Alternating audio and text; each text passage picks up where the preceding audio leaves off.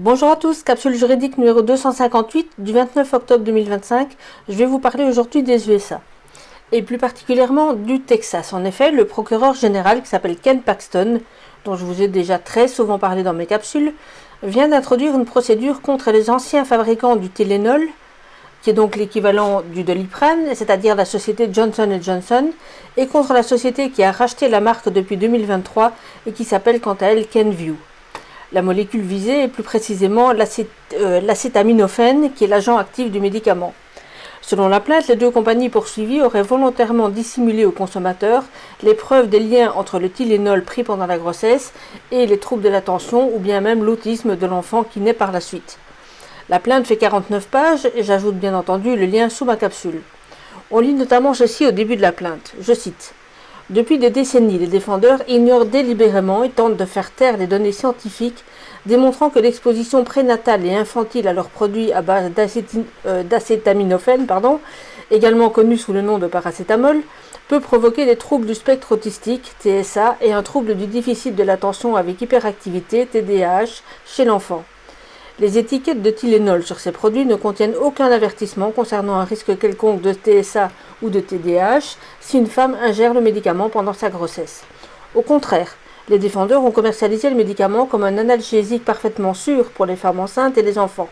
Cette stratégie s'est avérée efficace puisque près de 65% des femmes enceintes prennent une forme ou une autre de paracétamol pendant leur grossesse, la plupart pour soulager des douleurs mineures. Fin de citation. Un peu plus loin, on peut lire ceci, je cite à nouveau. Les preuves scientifiques ont incité plus de 90 scientifiques à signer une déclaration de consensus publiée en septembre 2021 concernant le lien entre la prise prénatale de paracétamol et les troubles du spectre de l'autisme et le TDAH. Il est rare qu'une coalition aussi large d'experts scientifiques signe une déclaration unique. Les auteurs de cette déclaration ont conclu que le poids combiné des preuves scientifiques animales et humaines est suffisamment important pour que les professionnels de santé mettent en garde les femmes enceintes contre l'utilisation incriminée du paracétamol, que ce soit seul ou en association avec d'autres médicaments.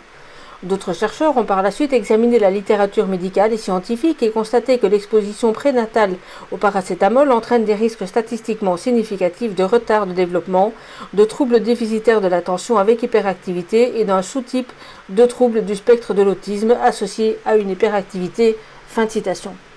Selon le procureur Ken Paxton, en outre, Johnson & Johnson a précisément voulu échapper à ses responsabilités en revendant cette marque à une société tierce, donc Kenvue, je cite, sans transfert concomitant d'actifs suffisants pour couvrir ses responsabilités. Fin de citation. Il ajoute qu'il s'agit là d'une pratique courante de la compagnie Johnson & Johnson qui a selon lui tenté cette tactique à 3 reprises après avoir été condamné à de lourdes amendes pour avoir commercialisé du talc provoquant des cancers chez les femmes. La plainte détaille ensuite les arguments scientifiques sur lesquels elle se base, ainsi que la liste des slogans ou arguments publicitaires qui conseillaient le Tylenol en assurant qu'il était sûr, même pour les femmes enceintes. Il est aussi fait mention d'autres actions qui auraient été déjà introduites par des victimes. Je cite, « En 2022, des dizaines de plaintes ont été déposées contre des vendeurs d'acétaminophène à travers le pays concernant les troubles neurodéveloppementaux causés par l'utilisation prénatale de ce médicament. Ces plaintes déposées devant un tribunal fédéral ont été regroupées en une action collective multidistrict le 5 octobre 2022. » Fin de citation. Les incriminations visées par la plainte déposée par le procureur Paxton sont les suivantes. Tout d'abord, pour les deux sociétés poursuivies, des pratiques mensongères, notamment en affirmant directement ou indirectement que le Tylenol ne présente aucun risque pour les enfants lorsque la mère l'utilise pendant la grossesse ou pour les enfants qui en consomment eux-mêmes dans leur jeune âge. Ceci englobe aussi les affirmations selon lesquelles les alternatives au Tylenol étaient dangereuses pour les femmes enceintes. Donc des affirmations que faisait Johnson & Johnson, indiquant que, une sorte de publicité comparative, si vous voulez, indiquant que les autres médicaments concurrents étaient, eux, dangereux. L'incrimination vise aussi le fait d'avoir caché des informations relatives aux risques associés à la prise du Tylenol pendant la grossesse. Et une deuxième incrimination pour Johnson & Johnson uniquement, qui est l'atteinte à une autre loi qui interdit à un débiteur de transférer des actifs afin d'empêcher les créanciers de recouvrer la valeur de leurs créances. Ici, on parle donc du fait que Johnson & Johnson a cédé sa marque à la seconde société, en espérant pouvoir ainsi se mettre à l'abri contre les conséquences des actions lancées par les victimes. On a vu en effet que la cession de la marque date de 2023, et donc à un moment où les actions des victimes non seulement avaient déjà été lancées, mais en plus avaient déjà été regroupées dans une action collective. Et la plainte demande un procès avec jury. Dans un article du média de la chaîne canadienne très mainstream TVA Nouvelles, on s'étonne de cette poursuite en soulignant que selon la communauté médicale, ces accusations sont, je cite, dépourvues de fondements juridiques ou scientifiques. Fin de citation, donc wait and see.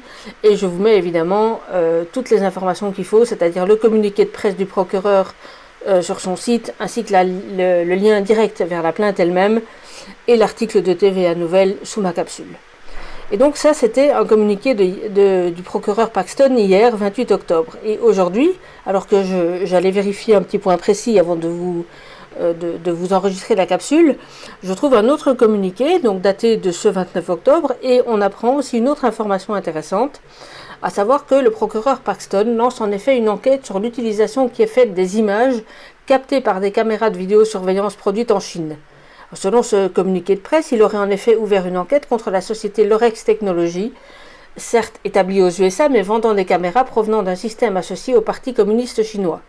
Le communiqué nous dit ceci, je cite, « Les Texans ne devraient jamais avoir à craindre que les dispositifs qui protègent leur maison soient liés à des adversaires étrangers », a déclaré le procureur général Paxton. « Toute entreprise qui donne au PCC un pied dans la vie américaine sera confrontée à toute la rigueur de la loi texane. » Fin de citation.